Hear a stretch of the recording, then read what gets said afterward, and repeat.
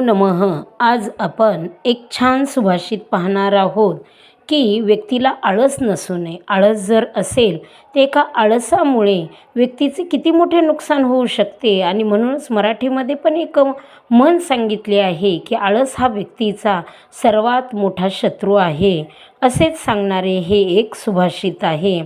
असेच चांगले सुभाषित ऐकण्यासाठी चॅनलला लाईक करा, सबस्क्राईब करा, शेअर करा. आलसस्य कुतः विद्या, अविद्यस्य कुतः धनम, अधनस्य कुतः मित्रम, मित्रस्य कुतः सुखम.